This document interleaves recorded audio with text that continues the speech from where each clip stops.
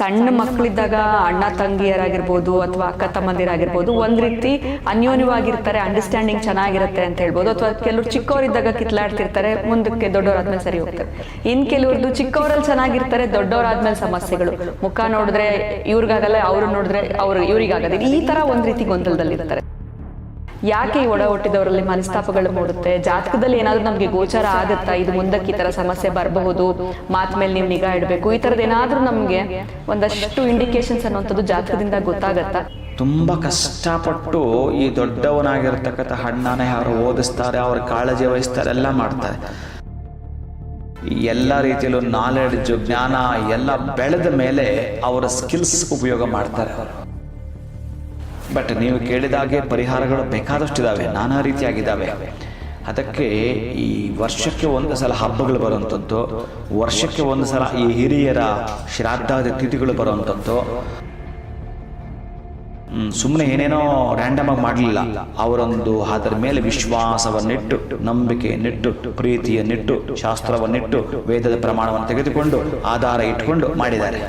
ಹೆಂಗೆ ಬರೆದಿತ್ತು ಪ್ರಾಚೀನದಲ್ಲಿ ಹಾಗೆ ಇರಬೇಕು ಸಂಸಾರದಲ್ಲಿ. ಆಟ ಆಡುವ ಮಕ್ಕಳು ಮನೆಯ ಕಟ್ಟಿದ್ರು, ಆಟ ಸಾಕಿದ್ರು, ತಾ ಮನೆಗೆ ಹೋಗಿದ್ರು.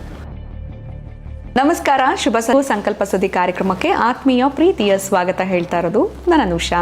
ಸೊ ಫಸ್ಟ್ ಟೈಮ್ ಚಾನಲ್ ವೀಕ್ಷಿಸ್ತಿದ್ದೀರಾ ಅಂದರೆ ಈಗಲೇ ಚಾನಲ್ನ ಸಬ್ಸ್ಕ್ರೈಬ್ ಮಾಡಿ, ನಮ್ಮ ವಿಡಿಯೋಸ್ನ ಲೈಕ್ ಮಾಡಿ. ಇನ್ನು ಪ್ರತಿಯೊಂದು ವಿಡಿಯೋಸಲ್ಲಿ ಕೂಡ ಸಾಕಷ್ಟು ಉಪಯುಕ್ತವಾಗಿರುವಂಥ ವಿಚಾರಗಳು, ವೇದ, ಶಾಸ್ತ್ರ, ಪುರಾಣ, ಜ್ಯೋತಿಷ್ಯ, ವಾಸ್ತು, ಯಾವುದೇ ರೀತಿಯಾಗಿರುವಂತಹ ಸಮಸ್ಯೆಗಳಿದ್ದಲ್ಲಿ ಹೇಗೆ ನಾವು ಸರಳವಾಗಿರುವಂಥ ರೆಮಿಡೀಸ್ನ ಮಾಡ್ಕೊಳ್ಬಹುದು, ಪ್ರತಿಯೊಂದು ಕೂಡ ತಿಳಿಸ್ಕೊಡುವಂಥ ಸ್ಪಿರಿಚುವಲ್ ಗುರು ಡಾಕ್ಟರ್ ವಿಷ್ಣುದತ್ತ ಗುರುಜಿ ಅವರಿದ್ದಾರೆ. ಗುರುಗಳನ್ನ ಕಾರ್ಯಕ್ರಮಕ್ಕೆ ಬರ್ಮಾಡ್ಕೊಳ್ಳೋಣ. ನಮಸ್ತೆ ಗುರುಗಳೇ, ಕಾರ್ಯಕ್ರಮಕ್ಕೆ ಭಕ್ತಿಯ ಸ್ವಾಗತ. ಹೊಳತಾಗ್ಲಿ ಗುರುಗಳೇ, ಸಣ್ಣ ಮಕ್ಕಳಿದ್ದಾಗ ಅಣ್ಣ ತಂಗಿಯರಾಗಿರ್ಬೋದು ಅಥವಾ ಅಕ್ಕ ತಮ್ಮಂದಿರಾಗಿರ್ಬೋದು ಒಂದ್ ರೀತಿ ಅನ್ಯೋನ್ಯವಾಗಿರ್ತಾರೆ, ಅಂಡರ್ಸ್ಟ್ಯಾಂಡಿಂಗ್ ಚೆನ್ನಾಗಿರುತ್ತೆ ಅಂತ ಹೇಳ್ಬೋದು. ಅಥವಾ ಕೆಲವರು ಚಿಕ್ಕವರಿದ್ದಾಗ ಕಿತ್ಲಾಡ್ತಿರ್ತಾರೆ, ಮುಂದಕ್ಕೆ ದೊಡ್ಡವರಾದ್ಮೇಲೆ ಸರಿ ಹೋಗ್ತಾರೆ. ಇನ್ ಕೆಲವ್ರದ್ದು ಚಿಕ್ಕವರಲ್ಲಿ ಚೆನ್ನಾಗಿರ್ತಾರೆ, ದೊಡ್ಡವರಾದ್ಮೇಲೆ ಸಮಸ್ಯೆಗಳು, ಮುಖ ನೋಡಿದ್ರೆ ಇವ್ರಿಗಾಗಲ್ಲ, ಅವ್ರು ನೋಡಿದ್ರೆ ಇವ್ರಿಗಾಗಲ್ಲ, ಈ ತರ ಒಂದ್ ರೀತಿ ಗೊಂದಲದಲ್ಲಿರ್ತಾರೆ ಅಂತ ಹೇಳ್ಬೋದು. ಒಬ್ರು ನೋಡಿದ್ರೆ ಒಬ್ರು ಕತ್ತಿ ಮಸಿತಾ ಇರ್ತಾರೆ ಅಂತ. ಸೊ ಈ ತರ ಆಗೋದಕ್ಕೆ ಏನ್ ಕಾರಣ? ಯಾಕೆ ಈ ಒಡ ಹುಟ್ಟಿದವರಲ್ಲಿ ಮನಸ್ತಾಪಗಳು ಮೂಡುತ್ತೆ? ಜಾತಕದಲ್ಲಿ ಏನಾದ್ರೂ ನಮ್ಗೆ ಗೋಚರ ಆಗುತ್ತಾ ಇದು ಮುಂದಕ್ಕೆ ಈ ತರ ಸಮಸ್ಯೆ ಬರಬಹುದು, ಮಾತ್ ಮೇಲೆ ನೀವು ನಿಗಾ ಇಡಬೇಕು, ಈ ತರದ್ ಏನಾದ್ರೂ ನಮ್ಗೆ ಒಂದಷ್ಟು ಇಂಡಿಕೇಶನ್ಸ್ ಅನ್ನುವಂಥದ್ದು ಜಾತಕದಿಂದ ಗೊತ್ತಾಗತ್ತಾ? ಆ ತರ ಸಮಸ್ಯೆ ಆಗಿದ್ರೆ ಹೇಗೆ ಅವರು ಹೊಂದಾಣಿಕೆ ಮಾಡ್ಕೊಳ್ಬೋದು? ಓಂ ವಿಶ್ವಸ್ಮೈ ನಮಃ. ಪ್ರೀತಿಯ ಬಂಧುಗಳೇ, ಇದು ಜಾತಕದಲ್ಲಿ ಲಗ್ನ, ತನುಭಾವ, ಎರಡನೆಯದು ಧನಭಾವ, ಮೂರನೇ ತೃತೀಯದ್ದು ಭ್ರಾತೃಭಾವ ಅಥವಾ ಪರಾಕ್ರಮ ಭಾವ, ಹೀಗೆ ಇನ್ನು ಚತುರ್ಥ ಮಾತೃಭಾವ, ಇನ್ನು ಪಂಚಮ ಭಾವ ಸಂತಾನ ಭಾವ, ಇನ್ನಿರ್ತಕ್ಕಂಥದ್ದು ರಿಪು, ಕಳತ್ರ, ಅಷ್ಟ, ಆಯುಷ್ಯ, ಭಾಗ್ಯ, ಲಾಭ, ವ್ಯಯ, ಇವೆಲ್ಲ ಏನು ಭಾವಗಳಿದಾವೋ ಈ ಭಾವಗಳೇ ಅದನ್ನು ತಿಳಿಸಿಬಿಡ್ತವೆ. ಲಗ್ನಾತ್ ತೃತೀಯ ಸ್ಥಾನ, ಪರಾಕ್ರಮ ಸ್ಥಾನ, ಭ್ರಾತೃಸ್ಥಾನ ಅಂತ ಏನಿದೆಯೋ ಪಾಪ ಇಲ್ಲಿ ಇನ್ನೂ ಒಂದು ಮೆಸೇಜ್ ಇದೆ. ಈ ಲಗ್ನಾಧಿಪತಿ ಅದೇ ತೃತೀಯ ಭಾವದಲ್ಲಿ ಇದ್ದರೆ ತುಂಬ ಕಷ್ಟಪಟ್ಟು ಈ ದೊಡ್ಡವನಾಗಿರ್ತಕ್ಕಂಥ ಹಣ್ಣಾನೆ ಯಾರು ಓದಿಸ್ತಾರೆ, ಅವ್ರ ಕಾಳಜಿ ವಹಿಸ್ತಾರೆ, ಎಲ್ಲ ಮಾಡ್ತಾರೆ. ಒಟ್ಟಾರೆ ಶ್ರಮದಿಂದಲೇ ಪಡೆದುಕೊಳ್ಳುವಂಥದ್ದು ಅದೃಷ್ಟಗಳು ಮಾಯ ಇವರಿಗೆ. ಶ್ರಮದಿಂದಲೇ ಪಡೆದುಕೊಳ್ಳುವಂಥದ್ದು. ಇಷ್ಟೆಲ್ಲ ಮಾಡಿದ ಮೇಲೆ ಆ ನಂತರ ಅವರಿಗೆ ಬುದ್ಧಿ, ಎಲ್ಲ ರೀತಿಯಲ್ಲೂ ನಾಲೆಡ್ಜು ಜ್ಞಾನ ಎಲ್ಲ ಬೆಳೆದ ಮೇಲೆ ಅವರ ಸ್ಕಿಲ್ಸ್ ಉಪಯೋಗ ಮಾಡ್ತಾರೆ. ಅವರ ನಾಲೆಡ್ಜನ್ನು ಉಪಯೋಗ ಮಾಡ್ತಾರೆ. ಆ ನಂತರ ಕಾಲು ಕೀಳ್ತಾರೆ ಅಲ್ಲಿಂದ. ನೀನೇನು ಮಾಡಿದ್ದು, ನೀನೇನು ನೋಡಿದ್ದು ಅಂತ ಇಲ್ಲಿಂದ ಇಷ್ಟು ಪ್ರಾರಂಭ ಆಗ್ತವೆ. ಇದರಲ್ಲಿ ತೃತೀಯ ಭಾವವೇನಾದರೂ ಕೆಟ್ಟಿದ್ದರೆ ಆಗ್ತಕ್ಕಂಥ ದೋರ್ದಂಡಗಳಿವೆಲ್ಲ ಕೂಡ. ಬಟ್ ನೀವು ಕೇಳಿದಾಗೆ ಪರಿಹಾರಗಳು ಬೇಕಾದಷ್ಟಿದ್ದಾವೆ, ನಾನಾ ರೀತಿಯಾಗಿದ್ದಾವೆ.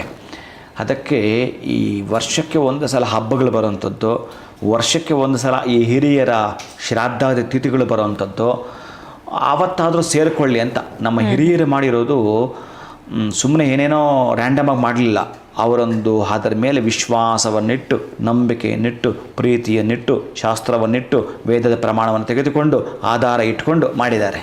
ಸೊ ಅದಕ್ಕೆಲ್ಲದಕ್ಕೂ ಒಂದೊಂದು ಅರ್ಥ ಸೇರ್ತಾರೆ. ಆವಾಗಲಾದ್ರೂ ಮಾತಾಡ್ಕೊಳ್ಳಿ ಅಂತ. ವರ್ಷ ಪೂರ್ತಿ ಕಾರಣ ಇಲ್ವಲ್ಲ, ಹೇಗೋ ಹಾಗೋ ಕಾಲಹರಣ ಮಾಡ್ತಾರೆ.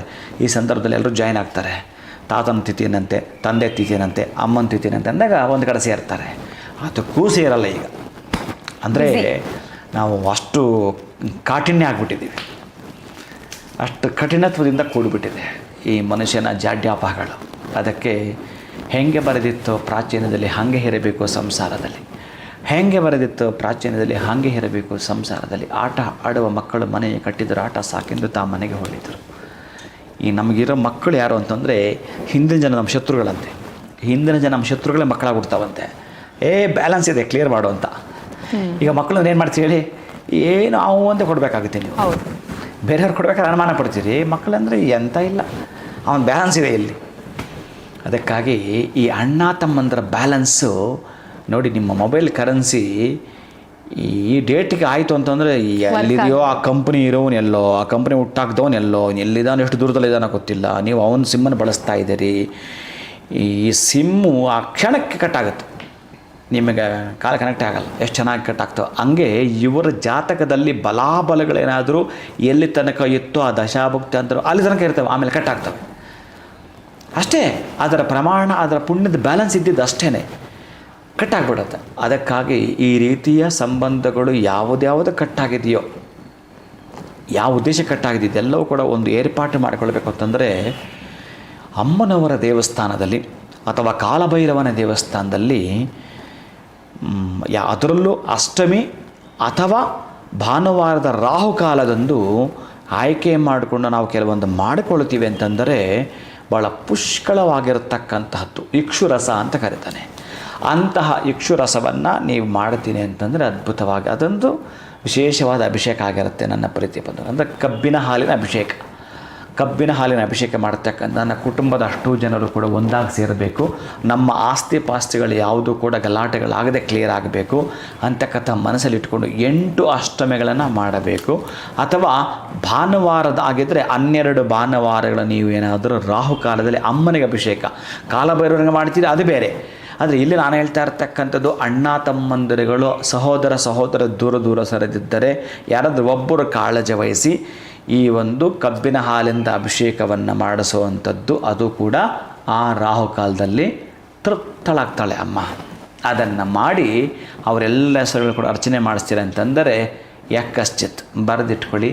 ನೀವೇನು ಮಾಡ್ತಿರ್ತೀರಿ 12 ಭಾನುವಾರಗಳು ಅಷ್ಟರೊಳಗಡೆ ಯಾವುದೋ ಒಂದು ಕಾರ್ಯಕಾರಣ ಅವರನ್ನು ನಿಮ್ಮ ಕಡೆ ಸೆಳೆತ ಮಾಡ್ತಕ್ಕಂಥದ್ದು, ನೀವು ಅಲ್ಲೋಗ್ತಾ ಏನೋ ಒಂದು ನಡೆದು ಬಿಡ್ತಕ್ಕಂಥ, ಏನು ಮಾಡೋದು, ಅವ ಒಪ್ಕೊಳ್ತಾ ಇಲ್ಲ, ಅವ ಬರ್ತಾ ಇಲ್ಲ, ನಮ್ಮ ಮಾತಿಗೆ ಒಂದು ಕಿಮ್ಮತ್ತಿಲ್ಲ, ಈಗೆಲ್ಲ ನೀವು ಯೋಚನೆ ಮಾಡುತ್ತಿದ್ದರೆ ಈ ರೆಮಿಡಿಯನ್ನು ಬಳಸಿರ ಅಂತಂದರೆ ಅದ್ಭುತವಾಗಿ ನಿಮ್ಮ ಮಾತು ಕೇಳ್ತಾರೆ.